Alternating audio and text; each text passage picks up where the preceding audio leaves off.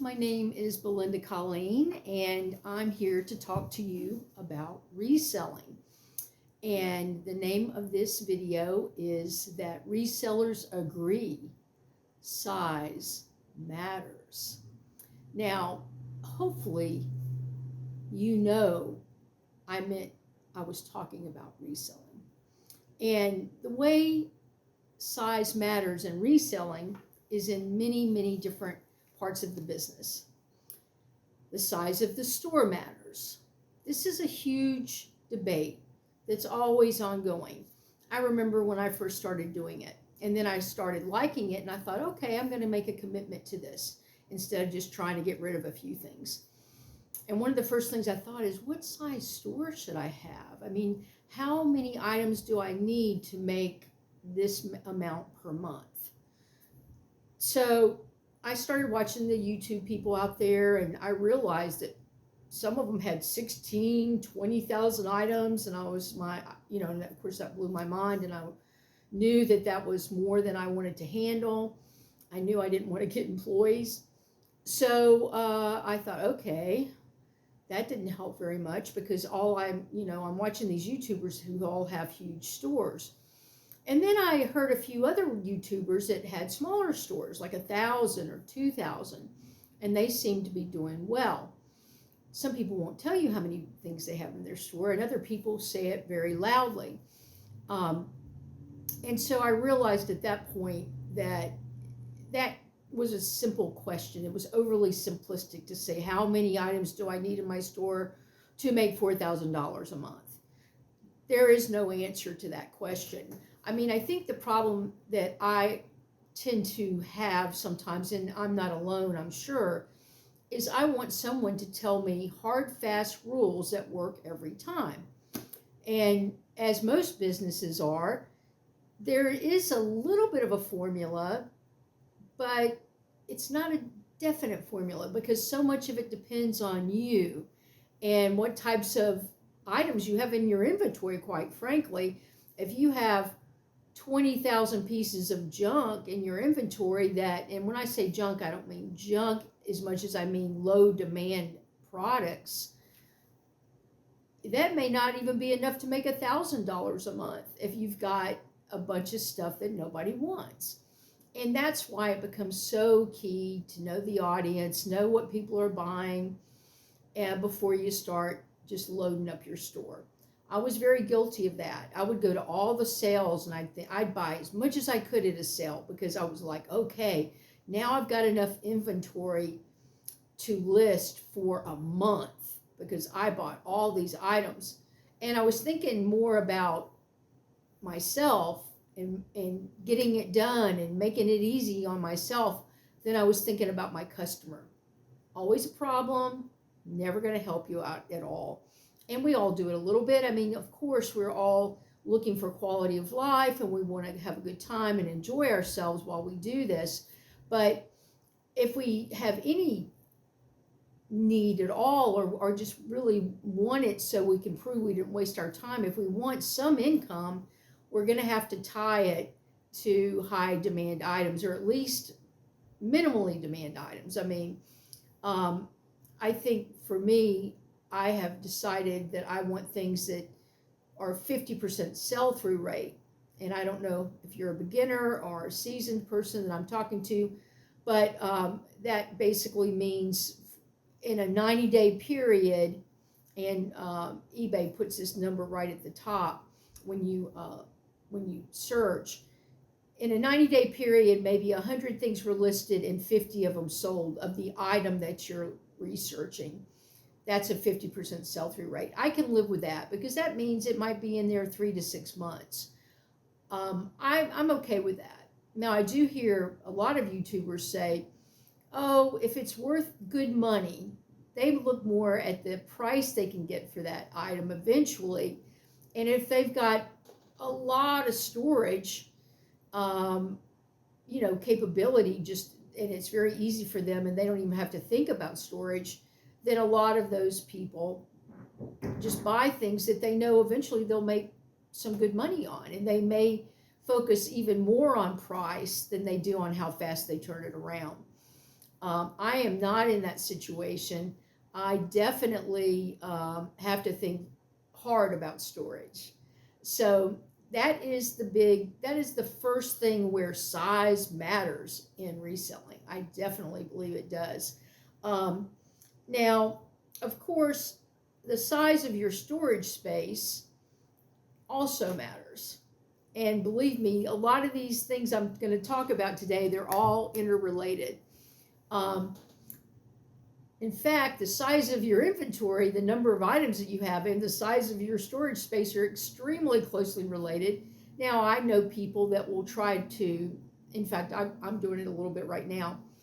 I want to put more items in, but I'm running out of storage space. So what I'm thinking about doing, because I have a lot of little places I can put things like ties and belts, little things, even a little, because even clothes, I mean, clothes don't take, it's amazing how many items, how many blouses or tops you can put in an area. Of course, right now in the winter, we're in coat season. My coat closet's kind of a joke. I started off putting all my coats in the coat closet, and that lasted about a minute because I've decided my coat closet holds about 20 coats, and that's it. Boom. And they're stuffed in there, and I didn't want to mess them up. So you will find yourself thinking about the size of your storage space for many, many reasons. And it will tie back into what you decide to sell many times. And whether you can really count on growing. Of course, I mean, the nice thing about all of these variables is you can change an awful lot of them if you're not hung up on any of them. Storage space is easy to rent. Let's face it, there seems to be, at least in my area in Georgia, there seems to be a storage unit business on every other corner. It's almost like gas stations. Unbelievable. And I remember I always thought, why do all these people have so much stuff that they can't even put it in their house? I always thought that was so weird. And now I realize that so many people that are using storage units are doing it for business purposes. And one of my reseller friends she's really kind of not a reseller like I am. She has a store, and I met her buying things at her store. And it's kind of a thrift store, and it's huge though. And she's on a main road, and she lives at that place. I don't know how she does it. I think I would go crazy. But she buys storage units I guess they have bidding on storage units, and I always thought that'd be interesting. She has a huge truck, and she hires some men, and they go out and they get all the stuff when she wins, and that's what she stocks her store with. And I'm sure a lot of people on eBay and some of these sites probably do the same thing. Personally, that's a lot of stuff to go through. I think that would be too much for me. I guess there's different sizes of units, so maybe it wouldn't be too bad, but it's excuse my language, a crapshoot. You don't really know what you're getting when you bid. Evidently, you can see part of it, but you don't really know what's buried underneath or behind the things in the storage unit when you make the bid necessarily. I guess there's different types of auctions and things. Anyway, so she's got a store to fill up. I've probably got 400 square feet that I'm using to store all my items. And the thing about it is that may sound like quite a bit, but in order to access them easily without killing yourself, you have to make it, you can't really use, of course, the entire square footage to store things, because you have to be able to get to them without tripping or falling. And I actually invested in a pretty nice ladder. I've got things up high. So storage space is another way that size really does matter a lot. The third thing is the size of each item. Anybody that's selling clothes like I am, as well as I do, that a lot of the returns that you're going to get, most of the returns that I get are about size. And that's the only reason I hate selling clothes, is because of the sizing and the measuring all the time. and the fact that, women buy a lot more clothes than men. So I still have more women's clothes than men, and I'm trying to buy more men's clothes for a couple of reasons. But with women's clothes, there's no standardized to it. It's all very, I don't know, it's crazy. An extra large in one brand could look like a medium in another brand. That's what we're dealing with. And that's why the measurements become so important. Because, I don't know, I've got 3 or 4 sizes in my closet. I wear all of them. And they're, so that tells you everything you need to know about the standardization of women's clothes. Men are better. I really do think they're better, but they still have a little bit of that going on. There's no exact standard. And it's kind of unfortunate, really. And then, of course, with women's, you've got juniors, which is a whole nother thing, a whole nother sizing thing. And then you've got vanity sizing, which just kills me. Oh, I have to admit, I know a lot of people don't sell Chicos, but for some reason I sell Chicos like crazy. And I've heard people say, oh, I don't sell Chicos. In my area, and I think maybe it's a southeastern thing, maybe, I do think there's some geography that lends itself to making certain items more popular in certain regions. I really do believe that. And if you travel much, you'll notice that there seems to be a little bit of a style thing in each area. I know that's overgeneralizing at some level, but there is something to it for sure. I've traveled all over the country and I've noticed it before. But in the vanity sizing, I just can't stand it. In fact, at one point I thought, I'm not buying any more of these items that have vanity sizing, but there's quite a few that do. And because Chico sells so well for me, I've just decided to put up with it. And then you've got the unisex kind of thing going on where you're not sure if it's a woman's or a man's. I'm thankful that someone pointed out to me that the buttons on a shirt are a telltale sign, or on a blazer. Buttons on the right side means it's a man's, and buttons on the left side means it's a woman's. That helped me a lot with things that are kind of unisex looking. And that is more and more things these days, which is interesting. And I've found myself, I love a nice corduroy shirt, and I've bought men's clothes before because I liked the way something looked and the quality was great. And then I would just, try it on, figure out what I needed to wear because I wasn't sure. But, and I think a lot of people do that. An awful lot of people do that. But sizing is very important. If you don't measure your items, you're going to have even more returns. Or you're going to do what I did in the beginning. I put up probably 200 clothes items, listed them, and just put the size and did not measure. Well, guess what happened? Every day I was having 3 or 4 inquiries. Could you please measure, pit to pit, length, whatever, rise on the jeans? And I thought, oh my gosh, I've created a monster. And I really had, because I'd already put these things away, and then every day I was having to go into my inventory and dig out things and measure them, and then I would add it to, I'd revise the listing and put it on there and then put it back. And now, of course, I'm trying to get to the point where all of my items have been measured. I'm not there yet. And every once in a while, I will get lazy, especially with men's clothes. I'll get lazy and I will always measure them if it's 12 o'clock at night and I'm exhausted, but I really want to get this piece on because I think it's so great and it's a man's. I may not measure it because I do think they do a better job of it. And for whatever reason, I have very few returns for men, and I almost never have a man requesting measurements, which I find very interesting. Women want measurements. Men don't seem to care that much. I think that's an interesting psychological thing that somebody needs to dig into. Okay, next thing, when it's time to ship, size matters when it's time to ship, maybe the most. And that's because of the boxes. What kind of box do I need? Am I going to be able to, I have gotten really strange with my box situation. I get boxes from friends and family, and I don't want to tear them down. So now I have boxes in my car. I have boxes stored in the weirdest little hooks and crannies because I don't want to tear them down and then have to build them back and then have to put them back together to ship. So even though I have flat boxes, that are easy to store, I now have boxes that are already put together, and people give them to me, and of course I love that, because then I just toss something in there. But that ends up, like, you can't, well, maybe some people do this, but most people do not store their items in the box they're going to send them in.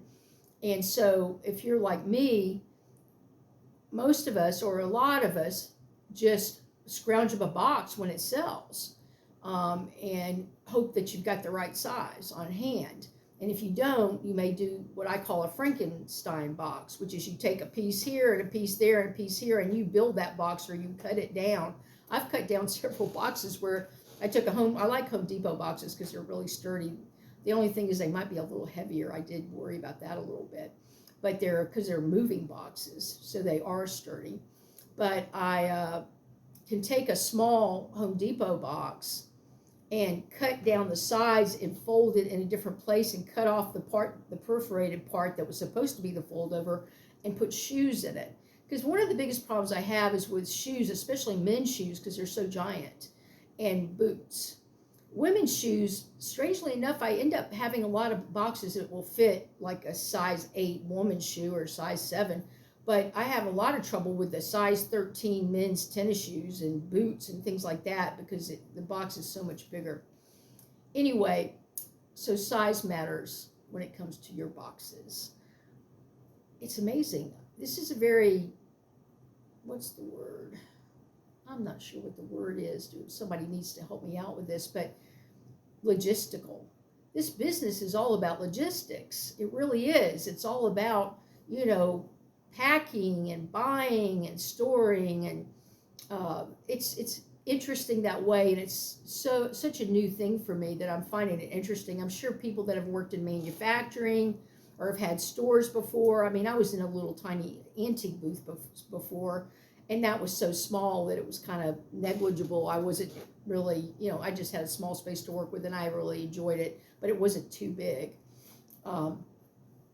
So next thing I'm going to talk about is the size of the hard goods that you buy, and what you're going to do with them, and whether you're going to put them in your kitchen or not. If they're kitchen items, are you going to use them? These are the things that are interesting to me. I will buy hard goods. I usually don't buy hard goods if they're real heavy, just because of the shipping, because I'm thinking, am I going to be able to get my money back on this after they have to pay for the shipping of this thing? And those kind of things come to mind. I would say most of my items, I did sell 2 cast iron stocking holders that had the cast iron base, and they were, I think that ended up being about 3 pounds or something. And the boots and stuff, of course. Sometimes boots are like 3 or 4 pounds by the time you get them in the box. And with hard goods, I find if they're extremely breakable, I'll put them in one box, and then I'll put that box in another box. Because what I'm worried about is I've seen how the boxes get crushed sometimes, and I'm always scared that my box is going to get crushed. So I'll basically be putting it, like maybe a really beautiful piece of pottery that looks fragile to me. I'll put it in 2 boxes, which really drives the shipping up. But with art, you can get away with a little bit more, and people will buy it just because they love it. And people that are interested in buying art pieces, in my experience, are a little bit less cost conscious, because they're buying it for the aesthetic. Someone's going to disagree with me. One thing I've learned is that if you ever say anything emphatically, 5 people will definitely disagree with you and tell you why you're wrong. But that's okay. Everybody has a right to their opinion. But that is an interesting thing I noticed. I had a beautiful vase or vase, whatever you want to call it, depending on what part of the country you're from. And it was I thought, after I listed it, I had second thoughts. I kept thinking, that thing's going to break. It looks fragile, and it's so beautiful, and I would cry if it broke. Just knowing it broke would upset me, not to mention all the hassle of refunding and everything. But I did get that to them, and it made it, and I was so happy, and they gave me good feedback, and that was always nice, of course. But but I did pack that in 2 boxes, and the shipping on that was quite expensive because, of course, this always happens on the most fragile things. People from the other side of the country always buy my fragile things. I always think that is strange and weird, but it seems to happen. I'm in Georgia, and I get so many sales in California. I mean, when they say that California is the 4th largest economy in the world, I totally believe it. I mean, I can see it because I get so many customers from there, and it doesn't even make sense. It's not even logical for someone to buy from me when they know they're going to pay a lot more shipping to ship it across the country. But if they find something unique that they like, that's what they do. So it is kind of a funny thing. So I guess size becomes a big part of any reseller's business, and especially eBay. I think it's less important on some of the other sites, like evidently Poshmark is, I know you can sell almost anything on Poshmark, but from my understanding, and I tiptoed in and was on there for like a month and I didn't like it, but they sell mostly clothes. And when you're selling mostly clothes, of course, clothes, like I mentioned, it's very important, the sizing, worrying about the sizing, that type of thing. But you don't have to worry about shipping. And that takes a big part of the equation away. Evidently, they supply the shipping. And, if all I did was sell clothes, not coats, because coats really kind of throw it in a different category, and not shoes, but just, I've even thought about this. I thought I should just sell women's tops and slacks and men's shirts and slacks and summer wear. And how much easier would my life be in terms of shipping, and then maybe I would even do free shipping, which I'm sure would just make my business go crazy. And I always toy with that idea because I could control it. But there again, being in Georgia, because I'm on one side of the country, if I get a lot of sales on the other side of the country, the free shipping could still blow up on me. Not as much with clothes, though. I think people that are perfectly and strategically positioned to do free shipping are the people in the middle of the country, because they know the furthest distances, they're in the middle of the country. And I still believe people try to buy close to home because they understand they're paying for that shipping. But with most sellers, not all sellers, I know part of the appeal for free shipping is that people just look at one number and they're done. And they like that because it's not like all the numbers are flying around on you when you're trying to decide how much something's going to cost. One thing I wanted to point out too, and a smart reseller said this on another YouTube video, and I embraced it and tested it, and I saw it to be true. I don't buy small size clothing. I used to when I'd see something really cute, and I still occasionally will buy small sizes in the younger brands, like Madewell or Free People or Hollister or Urban Outfitters, one of those brands. I might buy a small, because the people that are the women, especially that are buying those brands, are younger and they're much more likely to fit into a small. Now, even when I was in my 20s, I never wore a small. I'm kind of tall, and I was skinny, but even then I was wearing a medium. But there are plenty of petite girls out there, and they're petite, it's just kind of a natural thing with life, and I'm not trying to be biased. But the bottom line is you got to go with the numbers, and the numbers say that you got a lot more young girls that can fit in a small than you do older women. And when I'm buying brands that typically cater to older women, like Talbot's or Chico's or Eileen Fisher or even J. Crew, which J. Crew is kind of a crossover. It goes back and forth because people like, the kids like vintage J. Crew, I've noticed. But bottom line is I will buy larger sizes. I try to buy large and extra large and plus sizes for mature brands. Now, if I see a really cute medium, I'll buy it.